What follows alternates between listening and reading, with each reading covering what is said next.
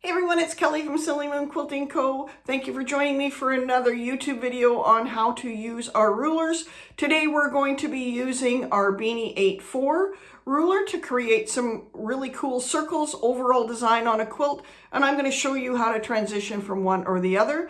This video I am actually filming on my Beanie Q16, and you can also apply this same technique to either a sit-down long arm, which I'm working on today, a regular long arm on a frame with a ruler base, or on your domestic machine. So enjoy, and I hope that you have fun watching this video. So to do this design, we are going to be using our Beanie 8-4. And you can see here I've got marked on my quilt sandwich 2 lines that are 8 inches apart. And the way I determine that distance is because I know that on Beanie 8-4, the biggest circle, which is the one I'm going to be using, as well as the smallest circle, the biggest circle is 8 inches in diameter, and the smaller one is going to be 4 inches. So that 8 inches is if I'm using the outside of the beanie, and the 4 inches is if I'm using the inside of the beanie.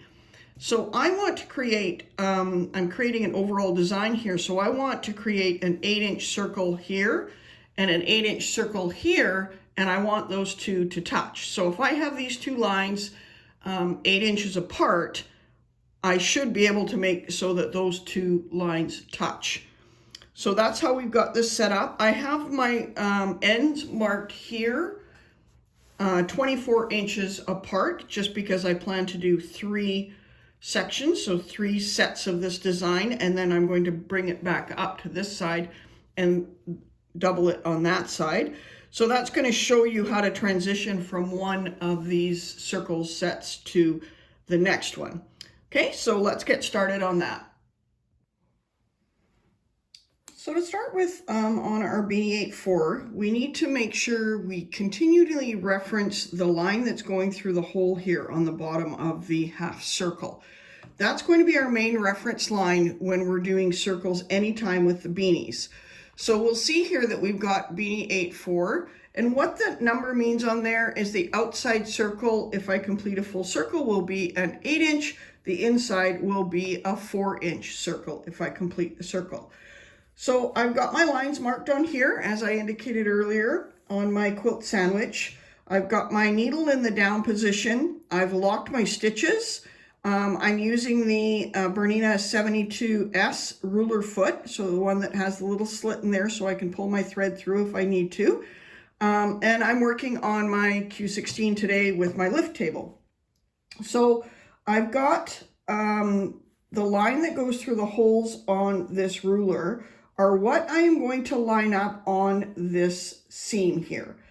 And we're going to do this a couple different ways, and I'm going to show you a couple options to complete this design. I, of course, have my quilting gloves because I'm using a sit-down machine. On your long arm, you will not need to use gloves, obviously, but on your sit-down machine or on your domestic machine, you will need to use them. So I'm going to hold everything nice and secure. And this block, it's very important for this design to make sure that you're holding everything nice and secure. So of course I've got my sticky tape on here that comes with all our rulers.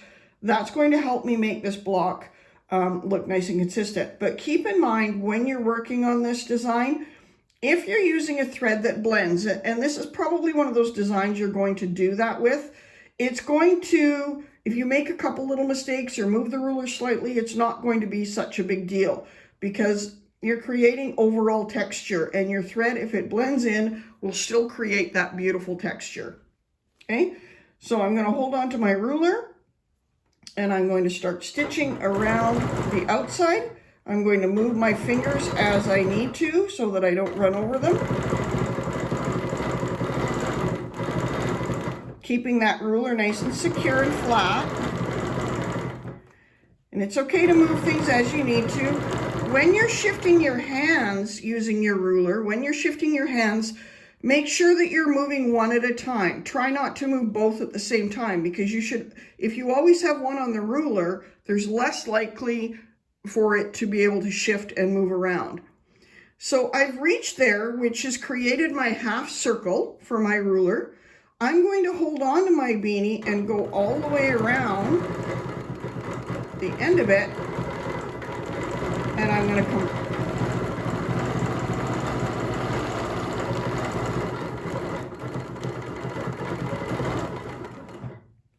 to come all the way around and create the actual shape of Beanie.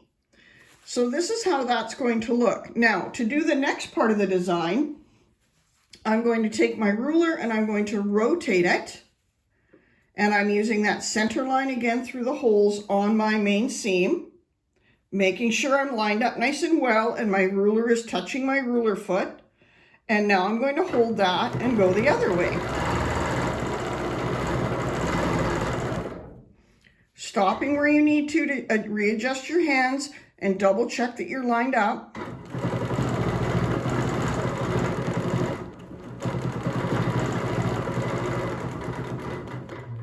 And you should come back right exactly in that same spot. And if I were to move my ruler here, you can see I've now created that circle, that 8-inch circle. Move that a bit. I've created that 8-inch circle, but I'm not done there.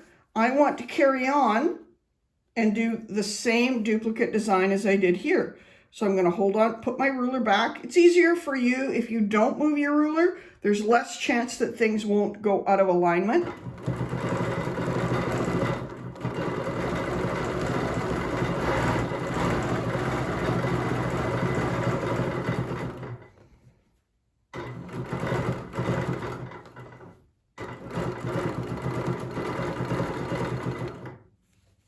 And that is going to bring me back to where I started. Turn that a bit for you. So you can see now I've got 2 little circles and 3. So I've got 1, 2, 3, 4 different size circles. So now this is where it gets a little bit tricky. We have a couple options. If we want to do another design that is beside this to continue that design, I need to get back to this side. Now, if I'm only doing 2, and I started on this side, I would end back on this side and I could do the second one. But I want to show you a couple different options for traveling along here to get to do your next one. So one of those options is to re-stitch on the line that I've stitched here. So I can go along that edge and stitch back to my beginning position. If that's the option you're choosing, do not move your ruler. So when you've come around here and finished that design, keep your ruler secure and stitch back around the outside or back around the inside, whichever you choose, to get back to this point. So by doing that, you will, if you haven't shifted your ruler, should stitch pretty much on that line that you just stitched. Okay, so I'm going to show you what that looks like.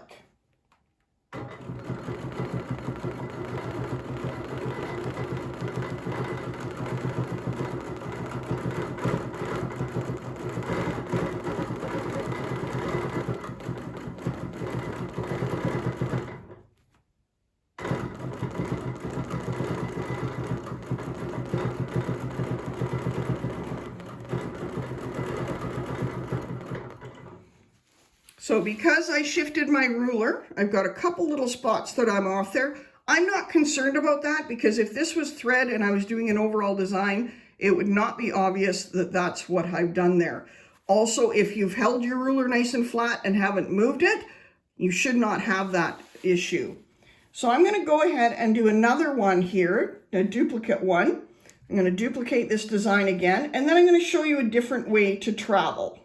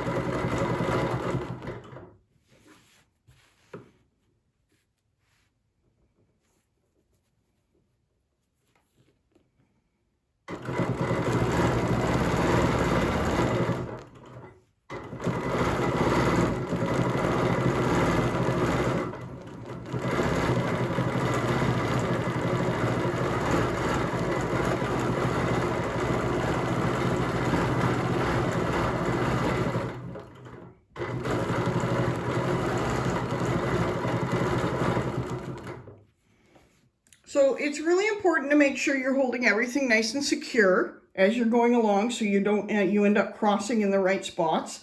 So to do another one here, we can do something as simple as a straight line across the center. So we could take our edgy 6 ruler or another straight ruler and go straight across the center. Or we could use the edge of our ruler and create a bit of an arc there if we want. Or we could just do something as switching to free motion and doing some wishbones as we go along here. So I'm going to do that.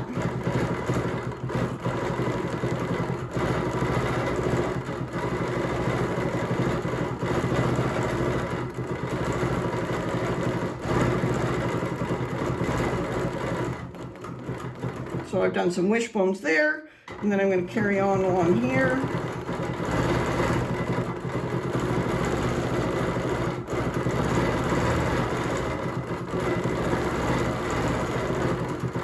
You can make those loops as big or as little as you want.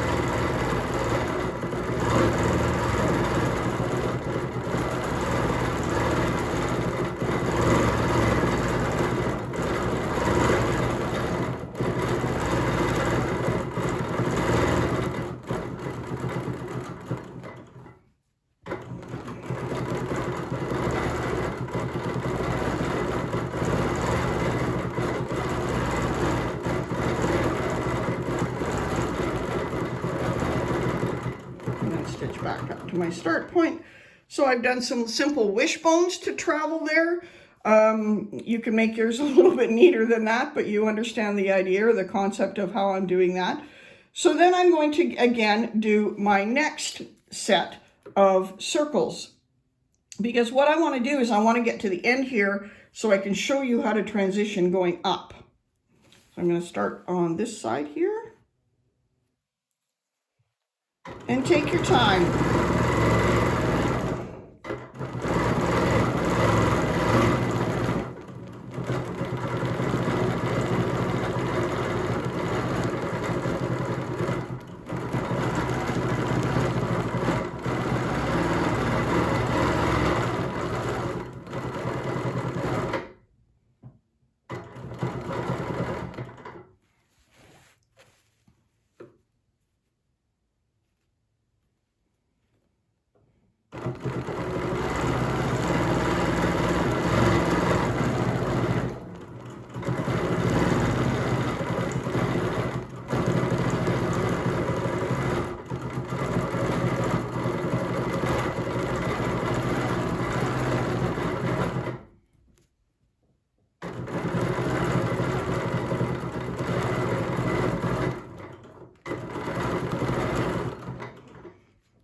So I've now have my second circle there, and if I want to go ahead and, my third circle, so I can do a simple straight line across the center of there, or I can do a simple arc, keeping in mind that I need to be 1/4 inch away from that point. So let's try this.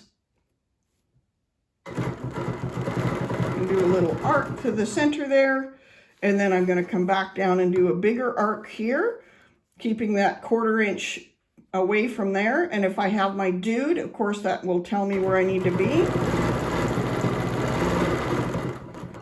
Simple line there, and then go back the other way, and I keep my 1/4 inch there. So now I have transitioned from one to the other. So the idea behind that is that's 3 different ways that you can transition from one edge of this to the other. You can add more, you can do a whole bunch of other stuff in these circles, whatever you want. So now we've done 3, but we want to create this as an overall design. So we need to now stitch up that direction to start our next circle.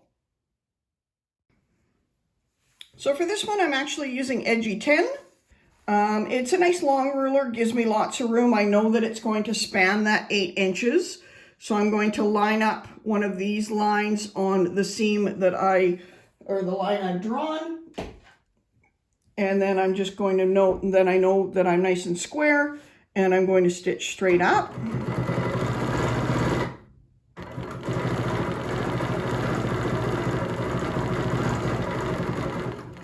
You you can absolutely use edgy 6 for this design as well. You don't need to use edgy 10. It just happened to be that's the one that I have, and I do like it because it spans that full distance. So now I'm going back to my beanie, and I'm going to come around the outside of beanie on this one. I'm lining it up exactly the same, and then I'm going to come around the outside.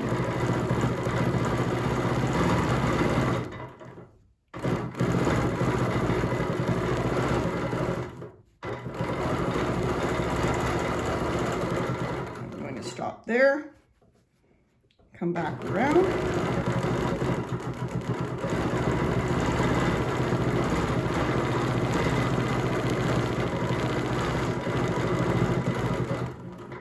Back to where I started. Rotate my ruler just as I did before. Hold everything nice and tight.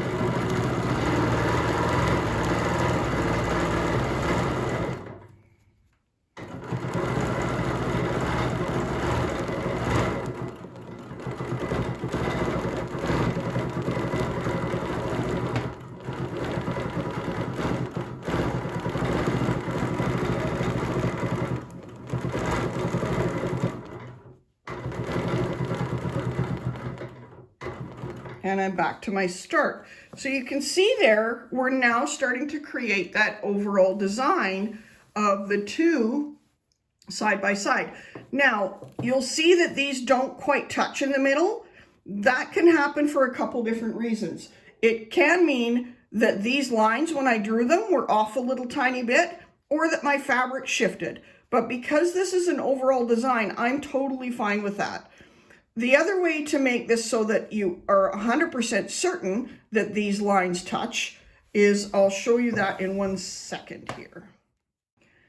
So I showed you how those, you can end up with that slight gap there between the circles if your lines aren't exactly 8 inches or if you've moved your fabric slightly. And if that bothers you, I'm going to show you how you can prevent that from happening. So we're going to go back to the very first circle that we did. I'm going to bring my needle down where I started the last one. I've locked my thread already. I'm going to line up my ruler the first time, the way I did the first time, so with the line through those holes. And I'm going to stitch again up the top of that line that I did. And I'm going to stop when I get to my center point. So by stopping at that center point, I can now turn that ruler around my ruler foot, line up that center line again with my needle, and do a double check with the fabric on this side behind my ruler foot and make sure that I'm lined up well. That way I know that these are going to touch. So then I'm going to do a half circle. I'm going to end up doing all the way around the loop, back to here, and then back down another half. So it does create a little bit more stitching, but it will make sure that these lines touch exactly if that's what you're aiming for. So let's see what that looks like.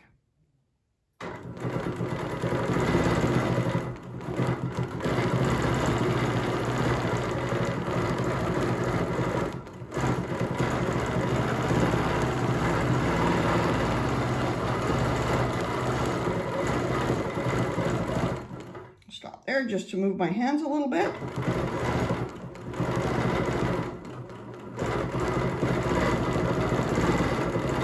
So I'm back to where I started, and I'm just going to stitch back down my first line.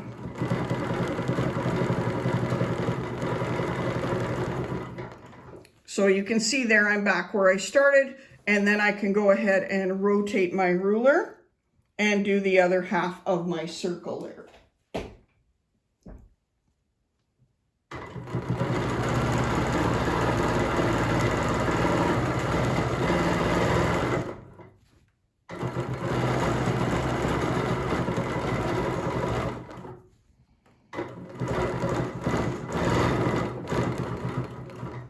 Oops, shifted my fabric there a bit.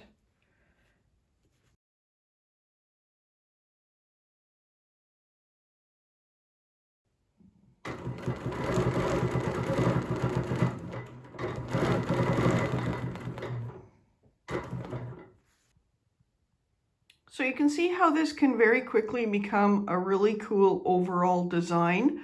You can change up each circle and how you transition it, or you can choose to double stitch over one line so that you don't have anything in the center.